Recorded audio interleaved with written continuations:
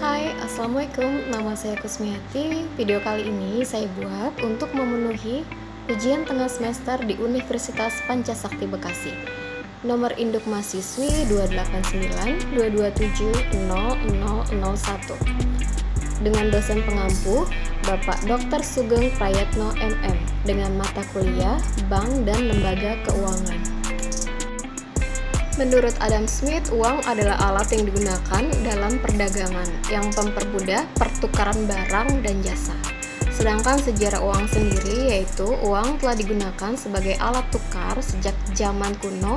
Sejarah uang melibatkan berbagai jenis mata uang yang digunakan oleh berbagai peradaban di seluruh dunia. Berikut adalah beberapa titik penting dalam sejarah uang. Yang pertama adalah sistem barter. Sistem barter adalah tukar-menukar barang tanpa uang seperti menukar gandum dengan kain. Kemudian yang kedua adalah uang logam. Uang logam awalnya terbuat dari logam berharga seperti emas dan perak. Yang ketiga adalah uang kertas. Uang kertas awalnya yaitu sertifikat yang dikeluarkan oleh bank untuk mewakili emas atau perak yang disimpan oleh pemilik. Kemudian yang nomor 4. Yang keempat yaitu sistem mata uang. Pada abad ke-17, sistem mata uang berkembang di mana mata uang nasional diperkenalkan oleh pemerintah negara. Yang kelima adalah standar emas. Pada abad ke-19, banyak negara mengadopsi sistem standar emas di mana nilai mata uang nasional terkait dengan nilai emas.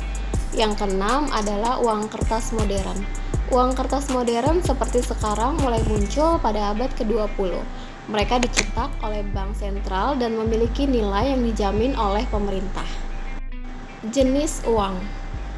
Uang yang beredar dalam masyarakat dapat dibedakan menjadi dua jenis, yaitu uang kartal. Uang kartal adalah alat bayar yang sah dan wajib digunakan oleh masyarakat dalam melakukan transaksi jual beli sehari-hari. Kemudian yang kedua adalah uang giral. Uang giral adalah uang yang dimiliki masyarakat dalam bentuk simpanan atau deposito yang dapat ditarik sesuai kebutuhan. Uang ini hanya beredar di kalangan tertentu saja, sehingga masyarakat mempunyai hak untuk menolak jika ia tidak mau barang atau jasa yang diberikannya dibayar dengan uang ini. Untuk menarik uang giral, orang menggunakan cek. Slide selanjutnya adalah menurut bahan pembuatannya. Yang pertama adalah uang logam. Uang logam adalah uang yang terbuat dari logam, biasanya dari emas atau perak, karena kedua logam itu memiliki nilai yang cenderung tinggi dan stabil. Bentuknya mudah dikenali, sifatnya juga tidak mudah hancur, tahan lama, dan dapat dibagi menjadi satuan yang lebih kecil tanpa mengurangi nilai tersebut. Kemudian yang kedua adalah uang kertas. Uang kertas adalah uang yang terbuat dari kertas dengan gambar dan cap tertentu dan merupakan alat pembayaran yang sah. Menurut penjelasan Undang-Undang Nomor 23 Tahun 1999 tentang Bank Indonesia, yang dimaksud dengan uang kertas adalah uang dalam bentuk lembaran yang terbuat dari bahan kertas atau bahan lainnya yang menyerupai kertas. Slide berikutnya adalah tentang manfaat uang. Manfaat uang antara lain sebagai pendorong aktivitas ekonomi, di mana uang menjadi patokan ukuran kekayaan seseorang. Dengan begitu, masyarakat akan terdorong untuk memiliki uang sehingga memacu terjadinya lebih banyak aktivitas ekonomi dari suatu negara. Selain itu, manfaat uang bagi perekonomian negara adalah dapat menciptakan lapangan pekerjaan. Biasanya orang yang memiliki uang atau modal banyak cenderung akan membuka lapangan pekerjaan. Hal tersebut tentunya juga bisa mendorong perekonomian suatu negara. Berikutnya adalah syarat-syarat uang. Suatu benda yang dapat dijadikan sebagai uang jika benda tersebut telah memenuhi syarat-syarat tertentu. Yang pertama, benda itu harus diterima secara umum. Yang kedua, agar dapat diakui sebagai alat tukar umum, suatu benda harus memiliki nilai tinggi atau setidaknya dijamin keberadaannya oleh pemerintah yang berkuasa. Kedua, bahan yang dijadikan uang juga harus tahan lama. Kualitasnya cenderung sama, jumlahnya dapat memenuhi kebutuhan masyarakat serta tidak mudah dipalsukan. Yang ketiga, uang juga harus mudah dibawa, portable, dan mudah dibagi tanpa mengurangi nilai. serta memiliki nilai yang cenderung stabil dari waktu ke waktu. Yang keempat yaitu mengingat dari bagaimana ia terus berputar dari satu tangan ke tangan lainnya, maka dibutuhkan uang yang mudah dibawa. Arti penting uang dalam perekonomian. Arti penting uang dalam produksi. Produsen memproduksi dan menjual barang dan jasanya sehingga memperoleh keuntungan dalam bentuk uang pada investasi kapitalnya.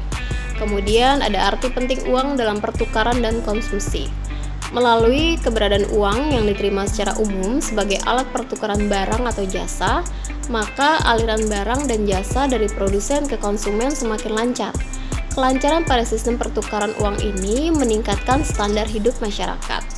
Kemudian yang ketiga adalah arti penting uang pada masyarakat. Masyarakat pada umumnya menggunakan uang untuk membeli barang dan jasa-jasa, di mana ini menjamin kesediaan masyarakat dalam menukarkan uangnya dengan barang-barang dan jasa-jasa.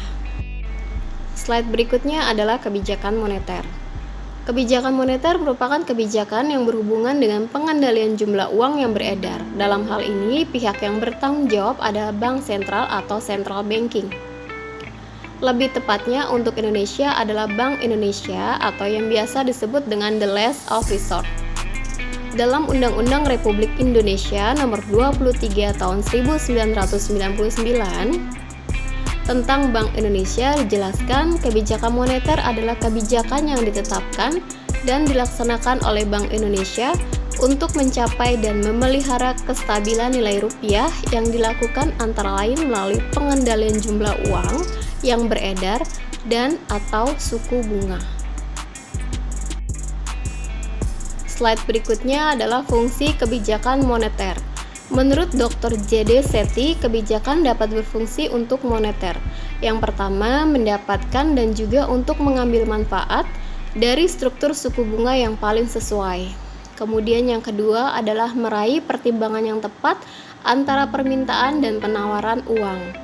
Kemudian yang ketiga, menyediakan fasilitas kredit yang tepat bagi perekonomian yang sedang berkembang dan menghentikan perkembangan yang tidak semestinya, dan juga menyalurkan kredit pada para pengguna sesuai dengan investasi yang direncanakan sebelumnya. Kemudian yang keempat adalah pendirian, pelaksanaan, dan perluasan lembaga keuangan. Yang kelima adalah manajemen hutang. Slide berikutnya adalah instrumen kebijakan moneter. Yang pertama yaitu kebijakan suku bunga atau interest rate policy. Kemudian yang kedua adalah kebijaksanaan pasar terbuka atau open market policy. Kebijakan moneter yang mendorong kenaikan fiskal. Kemudian ada penetapan cash ratio. Berikutnya adalah hubungan mata uang dan pergerakan saham. Secara sederhana dapat dipahami bahwa terdapat hubungan yang saling mempengaruhi antara nilai tukar dan harga saham. Di pasar modal yang baik untuk jangka pendek maupun jangka panjang, bagaimanapun efek positif yang terjadi terlihat pada depresiasi mata uang rupiah terhadap harga saham dalam jangka pendek. Rupiah cukup terdepresiasi pada saat pemerintah mengambil kebijakan untuk menaikkan suku bunga dengan tujuan untuk menahan jatuhnya nilai rupiah.